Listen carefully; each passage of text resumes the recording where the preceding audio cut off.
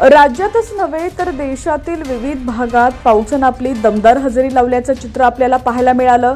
अनेक ठिकाणी ढगफुटी सदृश्य पाऊस देखील झालेला आहे। दरडी कोसळलेल्या आहेत आणि यामुळे जनजीवनावरती परिणाम झाल्याचं आपल्याला पाहायला मिळालं। अशातच पावसाळ्यात सोशल मीडियावरती अनेक व्हिडिओ व्हायरल होत असतात, कधी पावसाच्या पाण्याचे तर कधी नदी नाल्यांना आलेल्या पुराचे। काही व्हिडिओ इतके भयानक असतात की पाहून अंगावरती काटा येतो। सध्या असाच एक व्हिडिओ व्हायरल होत आहे। हा व्हिडिओ पाहून तुमच्याही अंगावरती काटा येईल।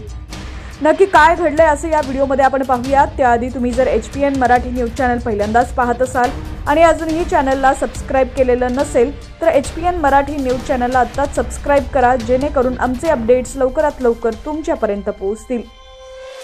तर या व्हिडिओमध्ये तुम्हाला दिसेल की काही शाळकरी मुलं शाळेत जाण्यासाठी जीवघेणा पायी प्रवास करतायत।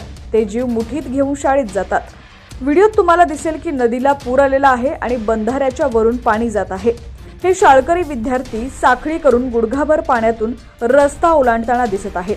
हा व्हिडिओ पाहून तुमच्याही अंगावरती काटा येईल। या व्हायरल व्हिडिओमध्ये तुम्हाला एक व्यक्ती दिसेल, त्याच्या हातात काठी आहे आणि त्याच्या खांद्यावर एक चिमुकला विद्यार्थी बसलाय। या व्यक्तीबरोबर आणखी 6 विद्यार्थी तुम्हाला दिसेल, जे एकमेकांचा हात पकडून बंधाऱ्यावरून जात आहेत। हे शाळकरी विद्यार्थी जीव मुठीत घेऊन प्रवास करत आहेत। हा व्हिडिओ पालघर जिल्ह्यातील विक्रमगड तालुक्यातील म्हसेपाडा या गावचा आहे। पावसाळ्यात 4 महिने यांना असा जीवघेणा प्रवास करावा लागतो। गारगाई आणि पिंजाळ नदीच्या संगमावर वसलेल्या म्हसेपाडा या गावाला जाण्यासाठी कोणताही रस्ता नाहीये, त्यामुळे गावकऱ्यांना गारगाई नदीवर असलेल्या बंधाऱ्यावरून नदी ओलांडावी लागते आणि पावसाळ्यात गावकऱ्यांचे खूप हाल होतात, असं या व्हिडिओच्या कॅप्शनमध्ये लिहिलंय। चिमुकल्या विद्यार्थ्यांना रोज जीवघेणा प्रवास करून शाळेत जावं लागतंय। भगत_अनिल या इंस्टाग्राम अकाउंटवरून हा व्हिडिओ शेअर करण्यात आलेला असून या व्हिडिओवरती असं लिहिलंय की या मुलांचं आयुष्य किती कठीण आहे बघा, जीव मुठीत घेऊन शाळेत जावं लागतंय। या व्हिडिओवर अनेक युजर्सनी प्रतिक्रिया दिलेल्या आहेत। एका युजरने असं लिहिलंय, सरकारला लक्ष देता येत नाही का?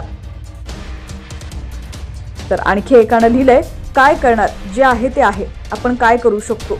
तर आणखी एका युजरने असं लिहिलंय की महाराष्ट्र शासन फक्त रस्त्यांचे खड्डे पडले त्याच्यावरती लक्ष देत आहे, अशा ठिकाणी लक्ष द्यायला प्रशासन फक्त आश्वासन देतील, असे अनेक प्रतिक्रिया युजर्सनी या व्हिडिओवरती दिलेल्या आहेत। तर तुम्हाला देखील या व्हिडिओवरती काय मत मांडायचंय कमेंट्सच्या माध्यमातून नक्की कळवा आणि व्हिडिओला जास्तीत जास्त शेअर करा।